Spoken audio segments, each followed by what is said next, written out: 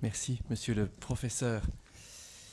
Comme vous l'avez rappelé, les États généraux de la famille, cette année à Toulon, sont le fruit d'une collaboration entre l'Association des économistes catholiques, que vous présidez, et l'Observatoire sociopolitique du diocèse de Fréjus-Toulon, qui a été créé il y a quelques années par Monseigneur Dominique Ray, qui avait prévu initialement de participer à ces États généraux, mais qui est malheureusement absent de Toulon cette semaine.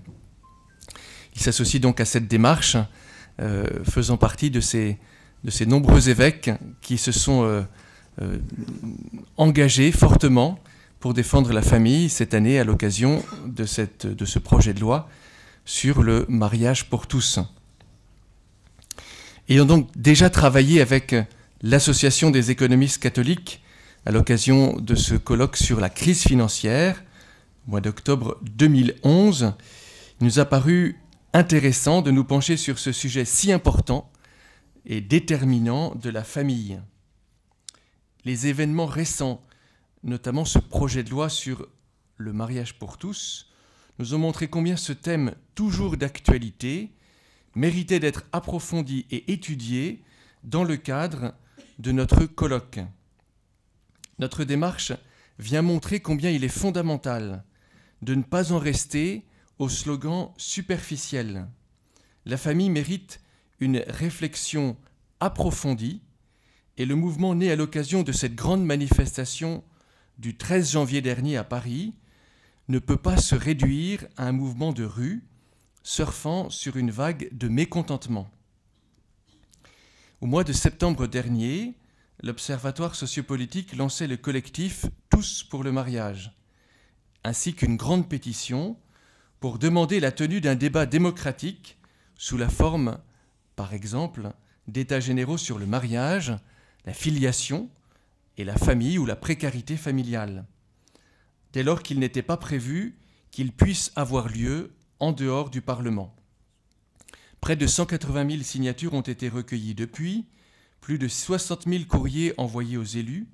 Depuis, vous le savez, une pétition de plus de 700 000 signataires a été adressée au Conseil économique et social et environnemental, avec l'issue que vous savez. À l'Assemblée nationale, la loi sur le mariage homosexuel a été votée en première lecture, après un examen des articles et amendements à marche forcée, quelques nuits blanches pour nos députés ici présents, rendant impossible la tenue d'un authentique débat. Ces États généraux de la famille veulent apporter leur contribution et alimenter ainsi le débat dont nous avons été privés. Ainsi, par exemple, au mois de janvier dernier, l'association Cosette et Gavroche organisait à Lyon des États généraux de l'enfant. À l'heure où l'on nous répète qu'il y a plusieurs manières de faire famille, comme on dit, il est important que des experts s'interrogent sur ce modèle, il est vrai, en crise. Juristes, économistes, philosophes, sociologues, attentifs à une certaine écologie de la famille, se penchent sur ce qui demeure pour beaucoup un modèle d'avenir. Selon l'ancien adage de Salluste, vera vocabula rerum amisimus. Vous voyez, ça n'est pas nouveau. On disait déjà dans l'Antiquité que l'on avait perdu le véritable sens des mots. Le vocabulaire n'étant pas neutre, il nous appartient encore aujourd'hui de redéfinir ces termes si importants et déterminants de famille et de mariage. On a beaucoup dit et répété, à raison, que le mouvement défendant la famille, fondé sur le mariage entre l'homme et la femme, était apolitique et aconfessionnel. Il n'est pas besoin de vous dire cependant combien les chrétiens prennent et assument leur place dans cet élan. L'intervention remarquable et remarquée du grand rabbin Gilles Bernheim ne vous aura pas échappé. Lors de son discours annuel à la Curie romaine, qui fait partie de ces discours importants de l'année du Saint-Père, Benoît XVI, désormais pape émérite, a longuement cité ce traité du grand rabbin Gilles Bernheim en disant qu'il était profondément touchant de voir qu'il le rejoignait dans cette réflexion sur la famille. Un dialogue raisonné et argumenté avec les partisans du mariage entre personnes de même sexe est donc souhaitable, voire indispensable, pour ne pas en rester à ces slogans et faux arguments de type affectif qui ne font pas avancer le débat. Il ne faudrait pas, en revanche, que cela puisse se faire au détriment du message biblique, de son originalité, de son actualité et de sa nouveauté. En ne négligeant pas l'argumentation rationnelle, les chrétiens pourraient-ils oublier ce qui leur appartient en propre, ce trésor lié à la révélation qui vient éclairer et purifier, selon les mots de Benoît XVI, au Parlement britannique et allemand, qui vient éclairer et purifier la raison. Le Saint-Père Benoît XVI et le grand rabbin Gilles Bernheim ont bien montré que c'est la destruction pure et simple du modèle naturel du mariage et de la famille qui est en cause dans les projets actuels. Nous nous trouvons bien face à un projet affiché de faire disparaître la notion même de différence sexuelle, menaçant ainsi les fondements de la société. Un retournement stupéfiant s'est même opéré. Ce qui est contre nature aujourd'hui, c'est quelquefois de penser qu'il puisse exister un modèle familial naturel fondé sur l'union d'un homme et d'une femme, à tel point, et on l'a remarqué dans les débats à l'Assemblée nationale, que recourir à la nature est maintenant douteux. Ce discours sur la nature ne serait pas originel. Ce discours, sur la famille ne serait pas originel, mais purement culturel et contingent. D'ailleurs, puisque d'autres formes de famille ont précédé la reconnaissance du modèle hétéronormé, comme on dit maintenant, finalement relativement récent, il serait temps de s'affranchir de cet héritage contraignant.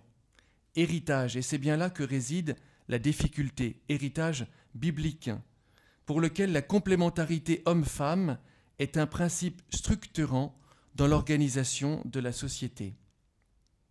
Le Saint-Père, le grand rabbin, cite explicitement la théorie dite du gender. C'était le thème de notre précédent colloque de l'Observatoire sociopolitique qui s'était tenu à l'Université de Toulon, selon laquelle la sexualité ne serait qu'un rôle social sans lien avec la nature corporelle de l'homme. L'orientation sexuelle, appelée à remplacer l'identité, ne serait d'ailleurs ni définitive ni exclusive. L'humanité, pourtant, n'a jamais été divisée en homosexuels et hétérosexuels, mais bien en hommes et femmes. La dignité inaliénable d'une personne humaine ne repose pas sur son orientation sexuelle, mais elle la précède. Au-delà du mariage, c'est une redéfinition de la famille qui est en jeu. Simple réseau relationnel, selon Irène Théry, elle serait à inventer en fonction de ses propres désirs. Benoît XVI affirme « Si la dualité d'hommes et de femmes n'existe pas comme donnée de la création, alors la famille n'existe pas non plus comme réalité établie à l'avance par la création. » Chacun reconnaît en effet aujourd'hui que la revendication du mariage pour les personnes homosexuelles ne touchera en définitive que peu de personnes.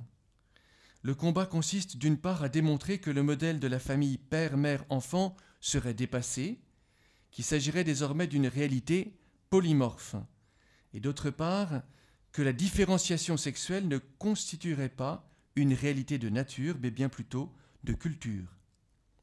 Derrière le mariage entre personnes homosexuelles, il y a l'affirmation que le mariage ne serait qu'une construction sociale dépendante des circonstances et de l'évolution des mœurs. Au contraire, l'Église rappelle que le mariage n'est pas l'effet du hasard ou un produit de l'évolution de forces naturelles inconscientes. C'est une sage institution du Créateur pour réaliser dans l'humanité son dessein d'amour.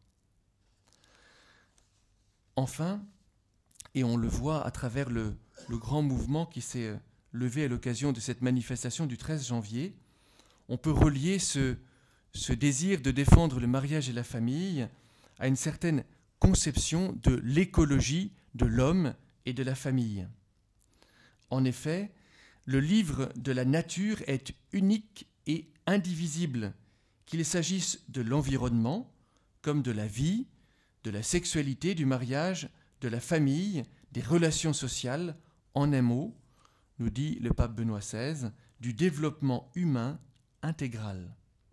La famille, première structure fondamentale, est la principale réalité au service d'une véritable écologie humaine.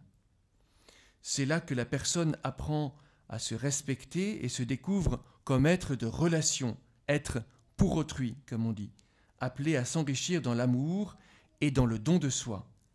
La défense de la famille fondée sur le mariage indissoluble entre une femme et un homme fait donc aussi partie de la protection de l'environnement. La famille a vocation à révéler et à transmettre l'amour. Nous sommes donc heureux de participer à ce mouvement pour l'écologie humaine à travers ces états généraux de la famille.